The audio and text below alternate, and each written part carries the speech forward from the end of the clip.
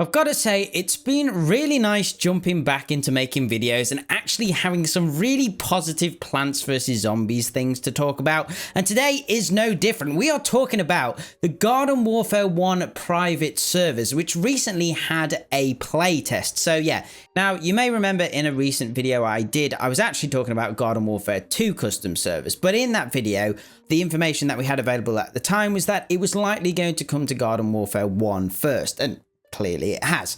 So in the past couple of weeks, a playtest was held with a number of people in the community, which I need to get part of because I would love to have the opportunity to get my hands on this. So yeah, there's now a bunch of gameplay floating around online from various YouTubers showing off how this works in action. And it's really exciting. I can't wait for this. So at the moment, it's in a really early alpha state, but it's actually already boasting a dedicated launcher and has had stable server performance with minimal lag and supports up to a whopping 48 players, which is absolutely crazy. 24 versus 24 matches. So yeah, along with this, some really cool stuff's already coming about, already things that we can change that we just can't in the vanilla game. So this dedicated launcher basically resets all your user settings each time you log in, but it means you can have like a different name each time, which is very cool, just having that little bit of customness that you can put in there. But yeah, there's some other really cool standout features. So at the moment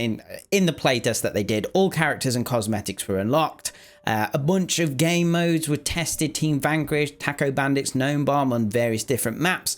There was also a tweak to health regeneration, so it was modified so your health could regen to 100%, unlike in the original Garden Warfare 1. So it's already being able to be modified, which is awesome. I think that's great. There were a couple of issues that people reported. There was like one to do with abilities, so they occasionally weren't loading, so you'd have to sort of just re-equip them.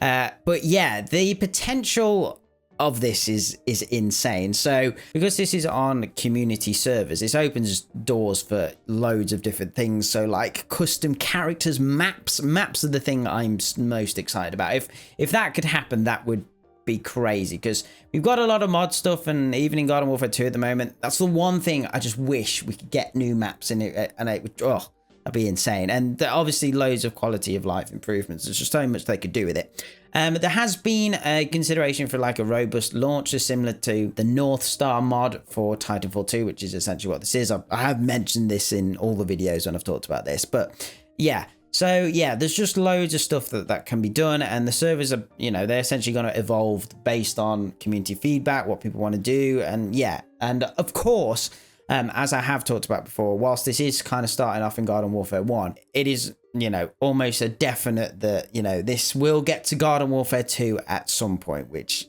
would be even crazier. So yeah, the only other issues I've seen is about occasional lag and stability issues, but you're kind of going to get that anyway. And bugs on the stat screen showing players at level 0, and like the sticker shop not working. But yeah, I mean, they're very minimal things considering how early this is. One really important thing to note about these servers, that of course at the moment it's not public. This is, privately being run just so it can be tested and all that type of stuff. So yeah, so obviously at the moment it's just private. There's no release date in the pipeline as far as I'm aware. But of course, I'll keep my ear to the ground. I am going to keep a close eye on this because this is really exciting stuff.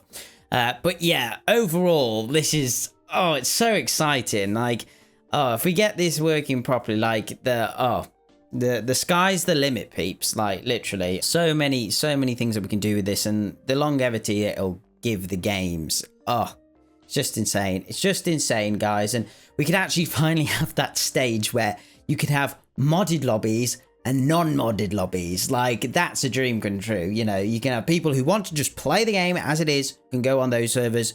People who want to add mods, do crazy stuff, add things, all that, they can do that. And yeah, really cool. So yeah, guys, let me know what you think of this in the comments below. I hope you're as excited as I am. But yeah, but other than that, remember to like and subscribe, and I shall see you in the next one. Okay, thanks guys. Bye.